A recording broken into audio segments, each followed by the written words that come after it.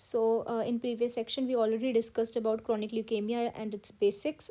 We already had an introduction for the same, and then now in this section we will discuss its types in detail, for example CLL and others. Make sure to watch the video till end so as to get the concepts clearly. CLL क्या होता है? Chronic lymphocytic leukaemia. Chronic lymphocytic leukaemia नाम से हम क्या बता सकते हैं कि क्रॉनिक है, मतलब एडल्ट्स में होगा, मोस्ट कॉमनली एडल्ट्स में होता है. दूसरा, मेच्योर सेल्स का कैंसर है, it is cancer of mature cells. Lymphocytes, lymphocyte involve रहते हैं, और कौन सा लिम्फोसाइट इन्वॉल्व है इसमें मैंने पहले बता दिया है, बी सेल. बी सेल्स को ये इफेक्ट करता है. Leukemia is blood cancer. So it is neoplastic increase या growth of naive B cell. ठीक है, मैच्योर बी सेल्स का कैंसर है. इसमें ये मार्कर्स होते हैं, अगेन इसको याद करना है, इसमें कोई रॉकेट साइंस नहीं है. CD5 CD20 मार्कर कहीं आ गया तो वो CLL है. इसके साथ साथ पहले के भी रिवाइज कर लेते हैं. अगर CD2 से CD8 तक कुछ कोई मार्कर आ गया तो वो हमने T सेल ALL में देखा था. अगर CD10 CD19 या CD20 आ गया तो वो हमने B सेल ALL में देखा था. I am revising these topics. Okay, इसके अलावा हमने कोई मार्कर पढ़ा है? इसके अलावा आई डोंट थिंक सो. ये मैंने अभी रिवाइज करवा दिया. ओके, अगर CD5 या CD20 ये दिख जाए तो मतलब CLL है. दूसरी चीज़, B cell, mature B cells, B lymphocytes का कैंसर है. तो इसमें कैंसर है, कैंसर का क्या मतलब है? ये वाले सेल्स बहुत ज़्यादा हो गए, एबनॉर्मली ज़्यादा हो गए. हाइपर सेलुलरिटी, हाइपर सेलुलरिटी मतलब सेल्स बहुत ज़्यादा हैं. एंड डिसप्लास्टिक, स्पेसिफिक टू से नियोप्लास्टिक है, किसी काम के नहीं है, एबनॉर्मल है. ठीक है, so there are high lymphocytes. कौन से वाले? B sales. CD5 और CD20 मार्कर बड़ा होगा. स्मज सेल्स दिखने को मिलता है. It is a very very classic presentation of CLL कि उसमें स्मज सेल्स होते हैं. What are smudge cells? They are fragile lymphocytes. They break during the slide preparation and एकदम स्मज्ड से सेल्स दिखते हैं. We have a slide for the same.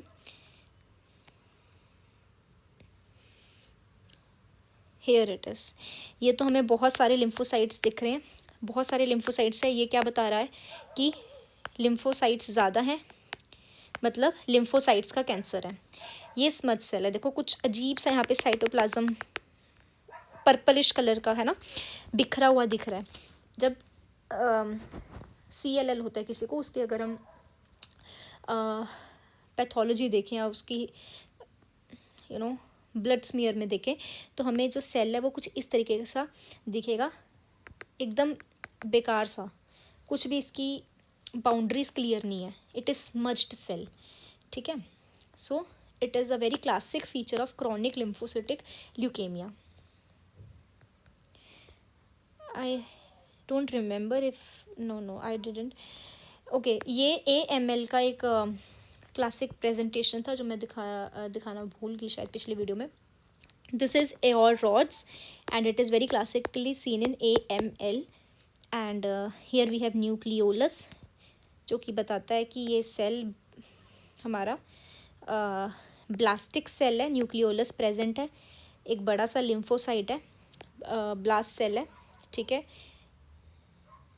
और air rod present है, इसका मतलब है AML है.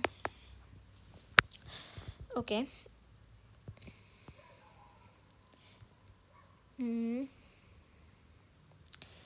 Anything else? ये एक चार्ट सा बनाया है, you may take a screenshot. ये अगर ये मैंने ऑलरेडी बता दिया है.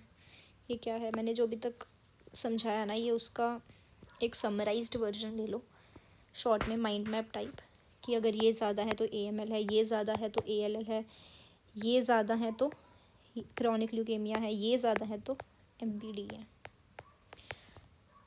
Okay, smudge cells are classic presentation of CLL, chronic lymphocytic leukemia. और ये नेव बी सेल्स का कैंसर होता है।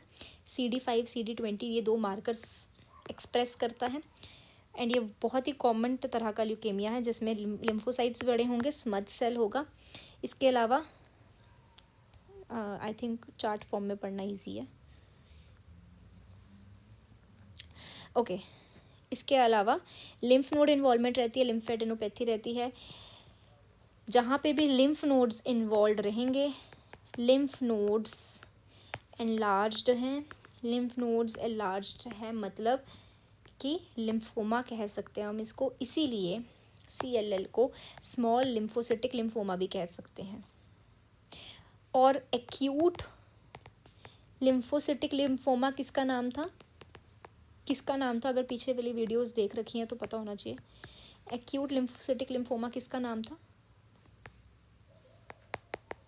T-cell ALL, क्योंकि उसमें क्या होता था, थाइमस मेडिएस्टिनम में होता है तो हमें मेडिएस्टिनम मास दिखने को मिलता था, और मेडिएस्टिनम मास की वजह से हम कहते थे कि हम उसे एक्यूट लिम्फोसिटिक लिम्फोमा कह सकते हैं।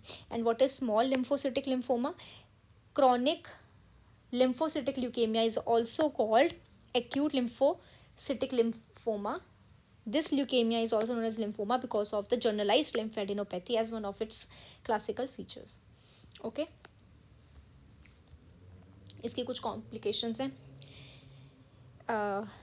क्रॉनिक लिम्फोसिटिक ल्यूकेमिया जो कि B सेल्स का कैंसर है, जिसमें CD5 CD20 मार्कर्स एक्सप्रेस्ड रहते हैं, जिसमें स्मज सेल दिखने को मिलते हैं, जिसमें जनरलाइज्ड लिम्फेडेनोपैथी होती है, जिसकी वजह से इसे स्मॉल लिम्फोसिटिक लिम्फोमा भी कह सकते हैं। इसमें कुछ कॉम्प्लिकेशंस हैं। पहली है हाइपोगामा ग्लोबिनीमिया। हाइपो मतलब कम, गामा मतलब गामा, ग्लोबिनीमिया मतलब इम्यूनोग्लोबिन जिसमें कम होती है, स्पेसिफिकली गामा इम्यूनोग्लोबिन कम होती है। ठीक है, क्योंकि B सेल्स एबनॉर्मल होते हैं और B सेल्स काम नहीं कर पाते। और ये काम क्या करती थी वैसे? इन्फेक्शन से लड़ती थी, पर इनकी एबनॉर्मेलिटी की वजह से बंदे को बार बार इन्फेक्शंस होती रहती हैं। Hypogammaglobulinemia is one of the classic complications associated with CLL. Most common cause of death is infections in this case. Second thing, autoimmune hemolytic anemia. Body destroy its own RBCs. ठीक है।